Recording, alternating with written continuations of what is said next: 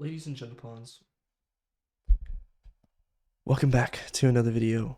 This one is very special. As you guys know, I have beaten an international master, I've beaten a national master, I've beaten a woman FIDE master, but I've wanted to beat more than just those three titles.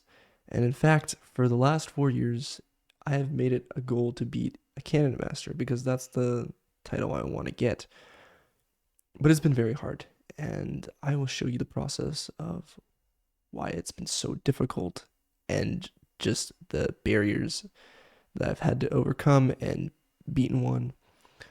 I played one in a USCF rated Blitz tournament, and that went horribly wrong. I lost in like 23 moves. But here is another game that I have. I have two games, and this game was the start of my rapid climb to 2000, and I got paired with a 2100, and you know me, I was a little bit nervous, and I didn't know what to expect. So far against candidate masters, they like to play e4, which is a good sign so I can transpose into my Caro-Kann. I play this really interesting variation where I play this e5 pawn, but it's considered bad because now I'm just going to get attacked, and this knight's going to receive instant pressure. But my opponent doesn't play the most optimal line and allows me to develop my pieces in sort of this structure. So if at any time he wants to trade off my knight, I can always transpose, and I'm always defending that pawn. Yeah, so this isolated king's pawn, I guess, is kind of a liability, but in the future I hope just to get rid of it through a trade. He plays I think one of the second best rook moves. I move my queen out of the way, and then I move my rook to the middle. As you can see, I am completely lost after queen g6 because he can utilize the pin. But he doesn't play that and strikes with f4. And this is the first part of the Canada Masters blunders as I play this knight move in order to, hit the bishop. Yeah, once again, this was a bad move on my part. We made a couple blunders. But what's even crazier is that he takes the pawn, I take his bishop, and then sacks another bishop in the process. But I just regain a piece, and so I'm up a knight, but I'm down a pawn.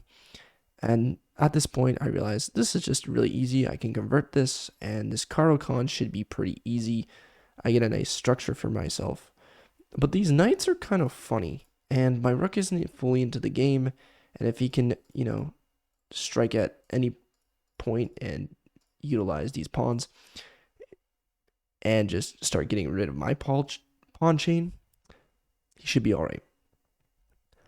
But I mismanage my pieces, like, insanely horribly, like, insanely incorrectly, and it's just the way I pronounce my words and the way I say things, that's basically my position. It just falls apart.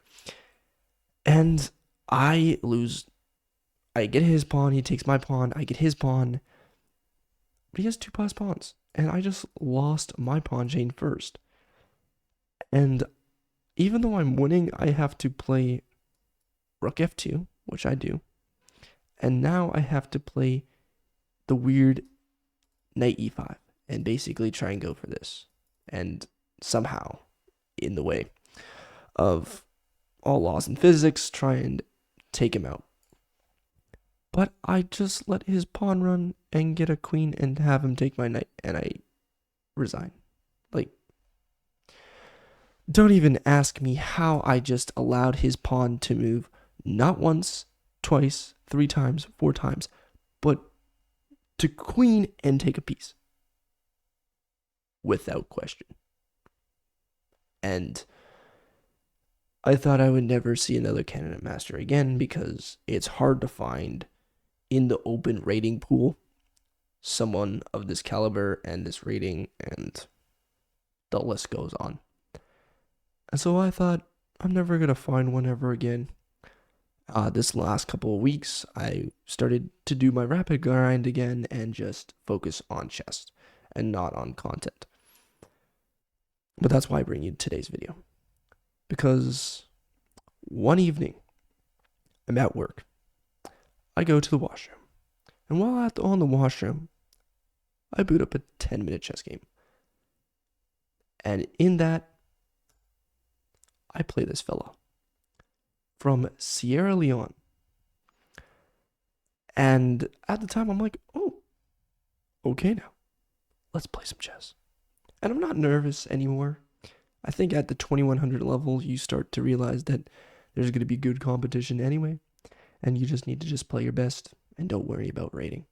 I think it's after you get over the 2000 hump, starts to not matter anymore.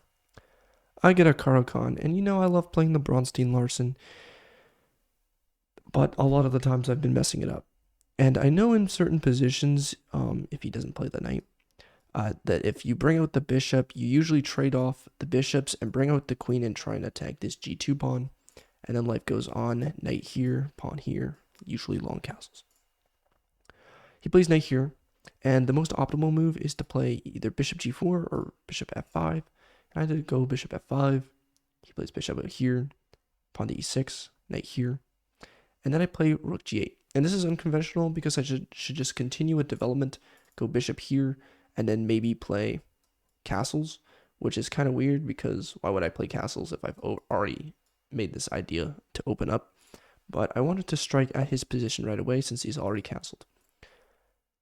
He goes c4, and I play a really odd move. And that move is bishop to h3, utilizing the pin. But for me, I'm still rusty when it comes to chess, and this is just a waste of a tempo move. Why? Because bishop g3 saves the day, and so I have to walk back, and he could just press with d5.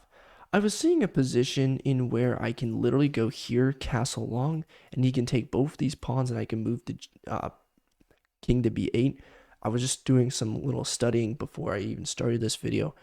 But that's a problem now because this bishop's still on this diagonal. If I had traded it off, maybe it would be fine. But d5 is just going to open the position, and the Canada Master is clearly winning. I decided to trade the pawns off. He goes here. I bring the bishop here. Takes, and then bishop to b5. And from here on out, let me just say something. What you are about to see is something so unconventional.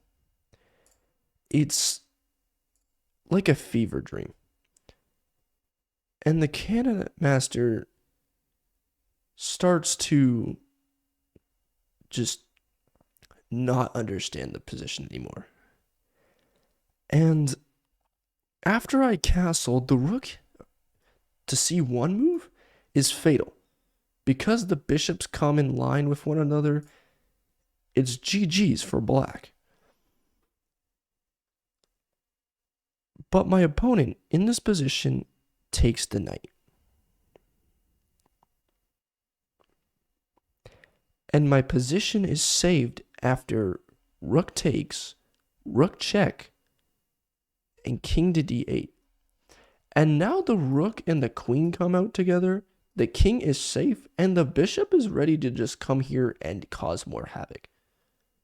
The crazy thing is after bishop f5, this pin can be utilized, and I can do this. That's if the pawn moves. If I can't do this right now because pawn takes. So that would be a waste of a move. Bishop check doesn't work because in hilarious fashion, I can take back with the queen, you can take back with the rook, and I can gain your queen back through a windmill pattern. Basically go here, he has to go here, back, here, check, and I win the queen. But I do it wrong, and in fact, I misunderstood the position, and I took with the rook, now in trouble because he can utilize this check with the queen. And after this, he can basically chase my king out and retrieve my rook. And now white is back in the driver's seat. But he also misevaluates the position and thinks, oh, I'm forking. But remember, what is more powerful than this? After I can go king e7. And this is still looming. The crazy thing is I can lose my rook, but it is cost by a windmill tactic to once again win the queen over. And instead of taking with the rook, which I think he should have done, he takes with the knight. And the windmill tactic is more potent than ever before. After rook g2, rook takes f2, back to g2, there is rook g1 mate. But even though I knew I was winning, I played something so mean that the candidate master thankfully respected the game enough to let me play on. But I disrespected him not by mating him, but with rook e2 check. And the queen loses axis, and you lose the other piece. Rook f3, bishop mate. And after 4 years of playing chess, I finally have beaten 4 different players with 4 different titles. I mean, I don't know anymore. I'm overwhelmed by the fact that I've gone this far, and honestly, I don't know how much further. I actually have like, what is it? A couple more titles. There's like a woman I am, and then there's like a FIDE master, and then the grandmaster. I will probably never beat a grandmaster in my life, but we shall see. And yeah, this was a very amazing game.